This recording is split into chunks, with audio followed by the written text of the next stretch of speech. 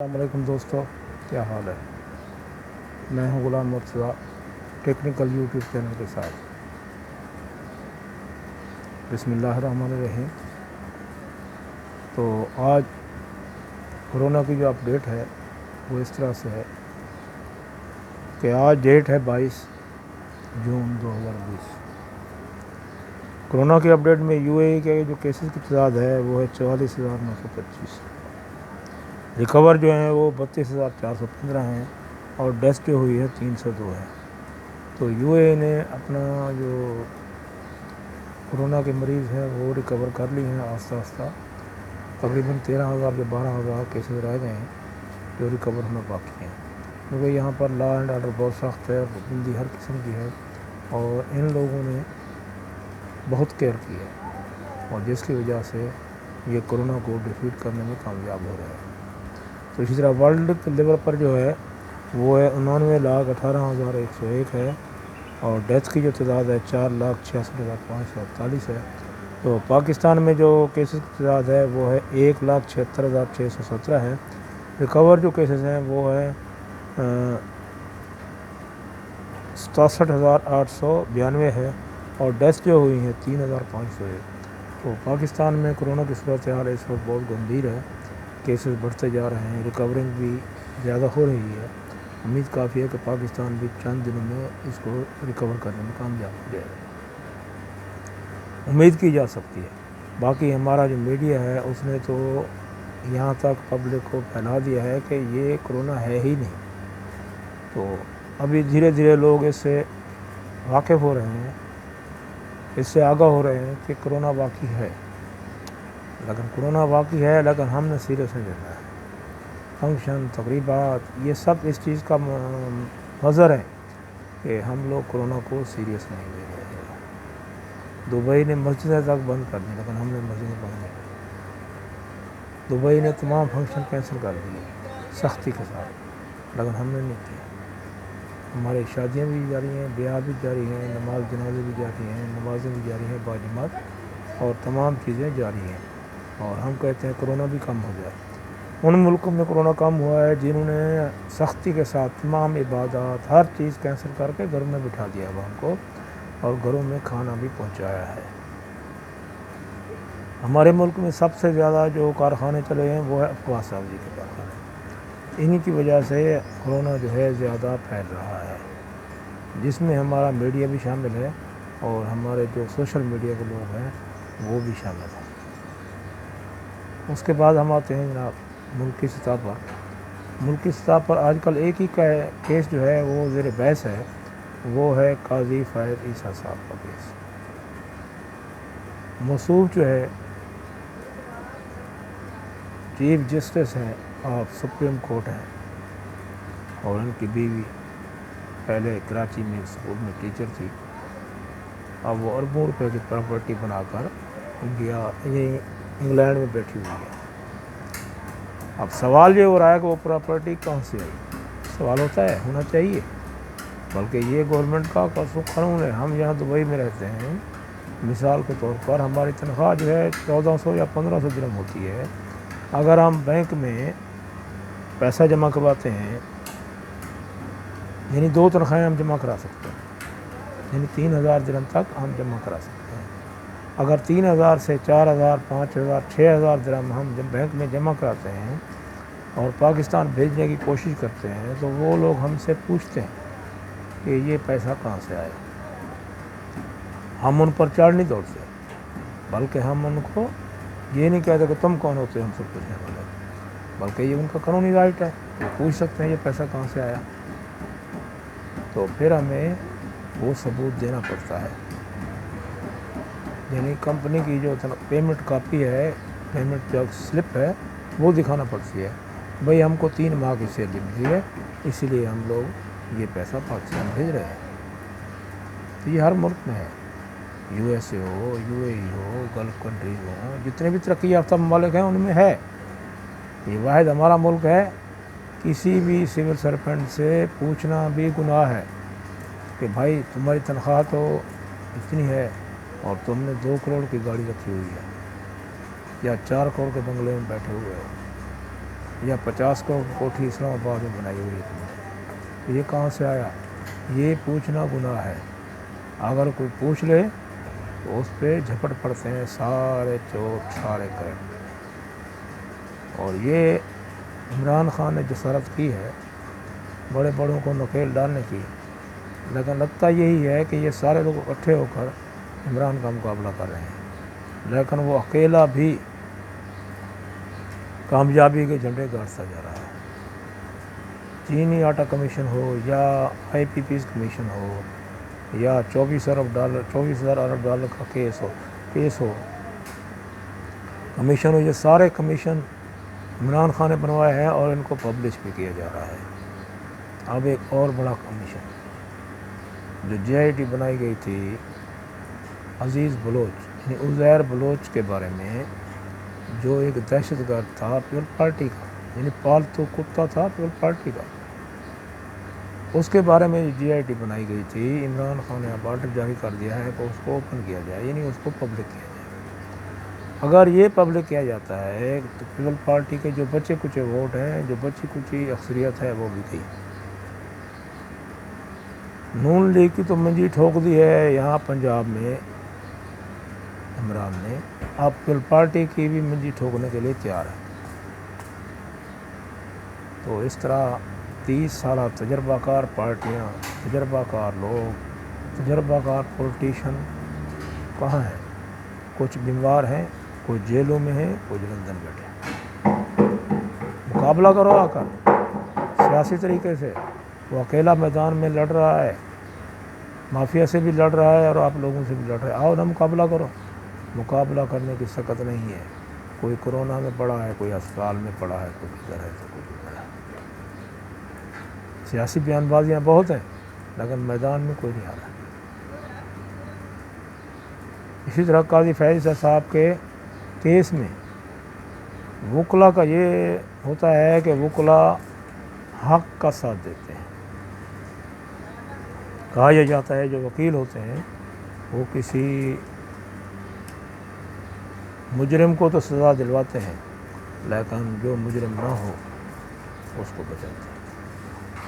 तो हमारे पाकिस्तान में ये हालत हो चुकी है, हमारे पूरी वकला बरादरी मुजरिम के साथ खड़ी हुई है। कोई एक आधा वकील अगर मुजरिम के ख़िलाफ़ भी हो जाए तो उसकी वकालत भी ख़तरे में पड़ जाती है, उसकी रोज़ी भी ख़तरे में पड़ जाती है, बल्कि उनके घरों पर हमले भी कराए जाते हैं। ये पोजीशन है हमारे वकला बरादरी की। तो ठीक है, ये केस चलता रहेगा। अभी FBR के पास मामला गया है, देखते हैं वो 3 माह के अंदर क्या फ़ैसला करते हैं। ठीक है, 100 दिन मिले हैं उनको पूरा फ़ैसला करके अदालत के सामने पेश करने के, और फिर अदालत सो मोटो दे सकती है और जुडिशल काउंसिल में ये केस चला जाएगा। बाकी देखते हैं क्या होता है। अभी कल की जो न्यूज़ है, ये नवाज शरीफ के हिमायती और दिखाऊ मीडिया, इंडिया का हिमायती मीडिया, इसमें भी फ़ौज को शामिल कर रहा है, आर्मी को शामिल कर रहा है। भाई आर्मी ने ये फ़ैसला दिलवाया है। कल के 2 जजों को ख़रीदा जाता है, 7 जजों को अगर ख़रीदा जाता है, ब्लैकमेल किया जाता है, तो उसका भी तुम इल्ज़ाम गवर्नमेंट पे और सप्लीमेंट पे दे दो, यानी आर्मी पे दे दो। भाई कुछ अकल में नाखुन लो। हमारे मुल्क की आर्मी बहुत मजबूत आर्मी है, वफादार आर्मी है और हर महाज पर लड़ने वाली आर्मी है। अगर आज हमारी प्रॉपर्टी, आज हमारी लाइफ, आज हमारी ज़िंदगी महफूज है तो इसी प्रॉपर्टी की वजह से है। थोड़ा इंडिया जाकर देखो, वहाँ रिहाइश आखिर तो देखता हूँ तुम्हारा माल ये महफूज कैसे रहते हैं और तुम्हारी बाहर जो प्रॉपर्टी हैं वो कैसे रहती हैं। ये पाकिस्तान वाहिद मुल्क है जहाँ तुम अदालतों में बैठकर भी बाहर की अदालतें बना लेते हैं। ये मनी ट्रेल क्या होती है, इसके बारे में आजकल बहुत सवाल किया जा रहा है। मनी ट्रेल ये होती है, मिसाल के तौर पर हमने अपनी जायदाद बेची पाकिस्तान में। जब हम जायदाद बेचते हैं तो उसके लिए 2 फरीक होते हैं, एक ख़रीदने वाला, एक लेने वाला। जो बेचने वाला है, एक पार्टी बेचने वाली होती है और एक ख़रीदने वाली होती है। अब बेचने वाली पार्टी अपना जो ज़मीन का या मकान का فرض ملکیت ہے وہ شو کرتی ہے کہ یہ فرض ملکیت میرا ہے اور یہ زمین میری ہے. اور جو خریدنے والی پارٹی ہے وہ گورنمنٹ کے جو آج کل پرنٹڈ اور کمپیوٹرائز اسٹامپ وغیرہ آ رہے ہیں وہ بینک سے جاتی ہے، وہ اسٹامپ خریدتی ہے، اس کو عرضی نوی سے فل کرایا جاتا ہے، فل کرانے کے بعد اس کمیشنر سے ٹیسٹ کرایا جاتا ہے، ٹیسٹ کرانے کے بعد وہ کورٹ میں وہ یعنی جو تحصیلدار کی عدالت ہے اس میں پیش کیا جاتا ہے.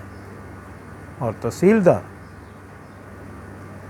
پھر دیکھتا ہے، تحصیلدار کو ریڈر ہوتا ہے، وہ چیک کرتا ہے کہ اس میں پورے قواعد ضابط ہیں کہ نہیں.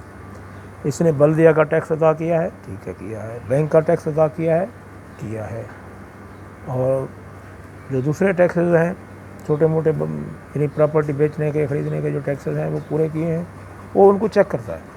چیک کرنے کے بعد وہ کیس فائنل کر کے تحصیلدار کے پاس لے جاتا ہے. تحصیلدار پھر دونوں کو بلاتا ہے، دونوں فریقوں کو بلاتا ہے، ان کو بولتا ہے ہاں بھائی آپ کو اس ریٹ کے مطابق جو ریٹ ہے موجودہ پیسہ مل گیا ہے. بیچنے والا کہتا ہے ہاں جی مجھے پیسہ مل گیا ہے.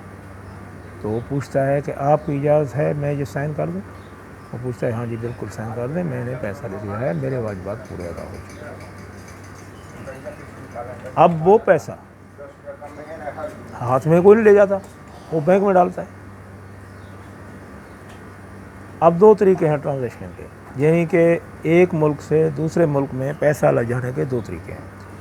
پہلا طریقہ جو ہے وہ ہے قانونی طریقہ. کیا ہے وہ ہے بینک کی انٹرچینج، یعنی بینک ٹو بینک پیسہ ٹرانسفر کرنا.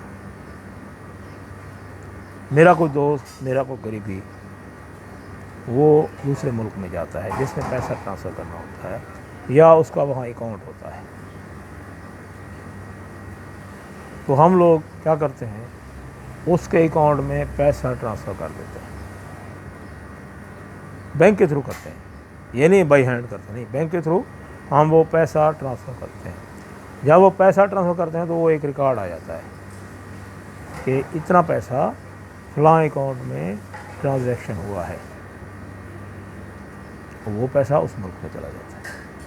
جب وہ پیسہ اس ملک میں چلا جاتا ہے تو اس ملک کا ویزا ہولڈر یا ریزیڈنس رکھنے والا آدمی وہ پیسہ نکالتا ہے، یعنی اکاؤنٹ سے نکالتا ہے.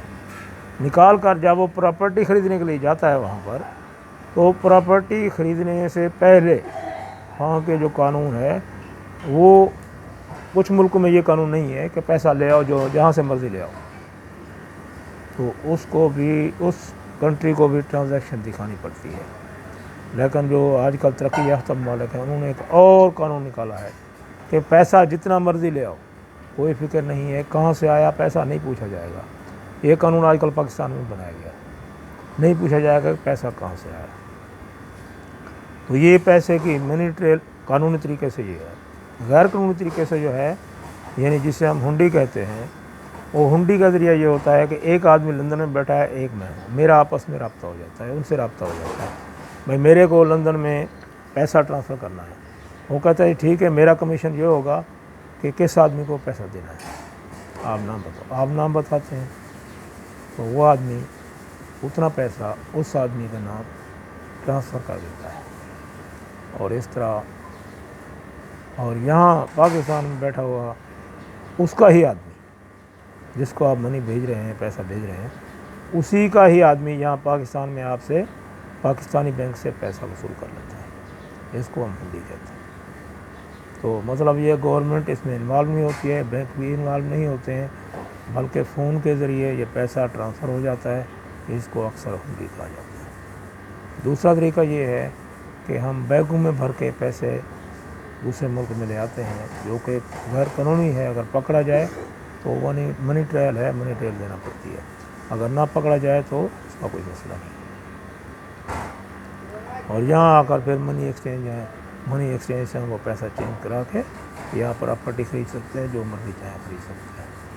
اب اگر قانونی طور پر قاضی فیض صاحب منی ٹرائل دے دیتے ہیں، یعنی بینک کے ذریعے سے منی ٹرائل دے دیتے ہیں، یہاں کی پراپرٹی کیسے بیچی گئی، کہاں بیچی گئی، کس کو بیچی گئی اور کتنے کی بیچی گئی، یہ ان کے پاس ریکارڈ ہوتا ہے، جو مالک ہوتا ہے ان کے پاس بھی ریکارڈ ہوتا ہے، لیکن یہ ریکارڈ گورنمنٹ میں بھی ہوتا ہے، ٹھیک ہے۔ اس ریکارڈ کا ایک نمبر ہوتا ہے، اوپر ایک نمبر ہوتا ہے، اس نمبر کے ذریعے ہم وہ ریکارڈ گورنمنٹ سے بھی نکال سکتے ہیں، گورنمنٹ کے اداروں سے بھی نکال سکتے ہیں، یعنی پٹوار خانے سے، تحصیلدار سے، کسی جگہ سے بھی ہم وہ ریکارڈ لے سکتے ہیں۔ تو اسی طرح ہم وہی جو اکاؤنٹ نمبر دیا ہے اسی اکاؤنٹ سے ہم لوگ بینک سے بھی معلومات لے سکتے ہیں کہ یہ پیسہ اس اکاؤنٹ سے اس اکاؤنٹ میں ٹرانسفر ہوا۔ تو یہ طریقہ ہے قانونی، باقی غیر قانونی طریقے سے ہم کوئی ٹرانزیکشن نہیں دے سکتے اور ہمارے پاس کوئی سپورٹ بھی نہیں ہوتا ہے۔ اس کو ہم لوگ سادہ زبان میں، یعنی آج کل قانونی زبان بن چکی ہے، منی ٹریل کہتے ہیں، یعنی پیسہ ٹرانسفر کرنے کا قانونی اور غیر قانونی طریقہ۔ تو غیر قانونی طریقہ ہوتا ہے وہ اسمگلنگ ہے، وہ غیر قانونی ہے، ٹیکس سے بچنے کا واحد ذریعہ ہے۔ اور جو قانونی طریقہ ہے، آپ پورے ٹیکس پیمنٹ کر کے ہی پیسہ دوسرے ملک میں ٹرانسفر کریں گے، ورنہ آپ نہیں کریں گے۔ تو اس کو ہم سادہ الفاظ میں منی ٹریل کہتے ہیں۔ تو اگر نواز شریف منی ٹریل دیتا تو اس کو سزا نہ ہوتی، اس نے منی ٹریل نہیں دی، لیکن وہ باہر بیٹھا ہوا ہے، یہ ہماری عدلیہ کی مہربانی سے بیٹھا ہوا ہے۔ اگر قاضی فیض صاحب منی ٹریل دے دیتے ہیں تو وہ بالکل فری ہو جاتے ہیں، آزاد ہو جاتے ہیں اور اپنے عہدے پر قائم رہتے ہیں۔ اگر وہ منی ٹریل دینے میں ناکام رہتے ہیں تو وہ پھر مجرم کہلائیں گے اور اپنا عہدہ انہیں چھوڑنا پڑے گا۔ تو مقتدر ادارے جو ہیں، یعنی نواز شریف کے جو حمایتی ہیں، وہ یہ چاہتے ہیں کہ قاضی فیض صاحب ہی اگلے چیف جسٹس بنے۔ وہ اس کی حمایت میں کھڑے ہو گئے ہیں، مکمل حمایت کر رہے ہیں، وکلا برادری بھی کر رہی ہے اور ان کی پارٹی بھی کر رہی ہے، ان کے سیاستدان بھی کر رہے ہیں۔ تو اس کا وہ لوگ قانون کو پریشرائز کرنے کی بھی کوشش کر رہے ہیں، گورنمنٹ کو بھی پریشرائز کرنے کی ان کی یہ کوشش ہے، کسی طرح صدر اور وزیر اعظم کو اس میں لپیٹا جائے۔ فی الحال دونوں بری ذمہ ہیں، ٹھیک ہے۔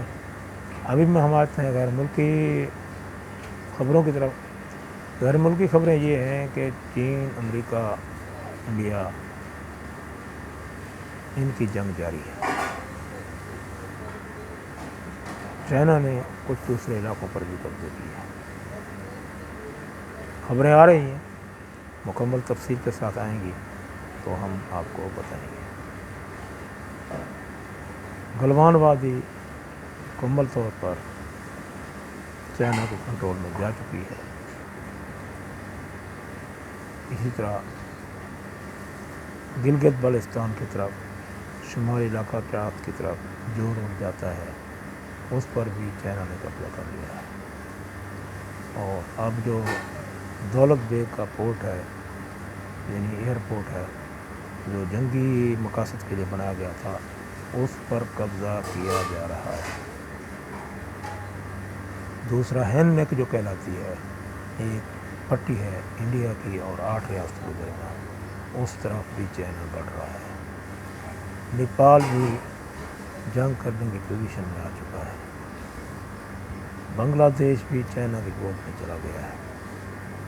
پاکستان آلریڈی چائنا کے ساتھ ہے۔ یہ پٹی پوری چائنا اپنے قبضے میں لے رہا ہے اور ایشیا سے امریکہ کے قدم اکھڑ چکے ہیں مکمل۔ ایران آلریڈی چائنا کے ساتھ ہے۔ افغانستان طالبان حکومت پاکستان کے اور چائنا کے ساتھ ہے۔ رشین 9 اسٹیٹ جو بارڈر کے ساتھ ہیں، افغان بارڈر کے ساتھ ہیں، وہ مکمل پاکستان کے ساتھ ہیں۔ تو یہ علاقے تقریباً چائنا اور پاکستان کا جو محاذ ہے، پاکستان کا جو مفاد ہے، ان کو فالو کریں گی، چائنا کا جو مفاد ہے ان کو فالو کریں گی۔ اور سنا یہی ہے کہ بنگلہ دیش چائنا سے ہتھیار بھی خرید رہا ہے اور پاکستان سے بھی خرید رہا ہے۔ تو اس کا مطلب یہ ہے کہ چائنا اس علاقے میں اپنے اثر و رسوخ بڑھاتا جا رہا ہے اور انڈیا کو اس میدان میں اندر کی طرف دھکیلتا جا رہا ہے۔ Indian government, Indian army China کے خلاف بات کرتے ہوئے بھی گھبراتی ہے اور دہشت سوچتی ہے۔ تو وزیر اعظم مودی نے پچھلے دنوں کہا ہے کہ نہ تو چائنا کی فورس ہمارے ملک میں داخل ہوئی ہے، نہ ہم ان کے علاقے میں گئے ہیں۔ تو ہمارے جو فوجی تھے وہ سیر سپاٹا کر رہے تھے، گشت میں تھے، تو چینی نے پکڑ لیا اور ان کو مار دیا ہے۔ کیا خوبصورت بات کی ہے، ٹھیک ہے۔ اور اسی طرح آج یعنی 22 جون کو ہماری جو PIA کا طیارہ کراچی کے علاقے میں گرا تھا، اس کی رپورٹ پیش کی جائے گی، تو دیکھتے ہیں اس رپورٹ کا کیا رد عمل کرتا ہے۔ بجٹ کے سلسلے میں جو اجلاس ہے وہ جاری ہے، لیکن آج کل جو آٹا چینی بحران کی رپورٹ تھی وہ بھی نیب کے پاس جا چکی ہے اور مختلف اداروں کے پاس جا چکی ہے۔ وہ ان کی تحقیقات کریں گے اور جو ان کے مجرم ہیں ان کو قرار کی سزا دی جائے گی، اور جو گورنمنٹ ملازم ہیں جنہوں نے ان کی حمایت کی تھی ان کو بھی اپنے عہدوں سے ہاتھ دھونا پڑے گا۔ وہ کہ عمران خان نے بہت بڑی مافیا کے ساتھ جنگ شروع کی ہے۔ اب دیکھتے یہ ہے کہ اللہ تعالیٰ عمران خان کو، ہماری آرمی کو، ہمارے ملک کو کامیاب کرے۔ میری ویڈیو لائک کریں، شیئر کریں، سبسکرائب کریں اور بیل آئیکن کو دبانا مت بھولیں، ٹھیک ہے۔ پاکستان زندہ باد۔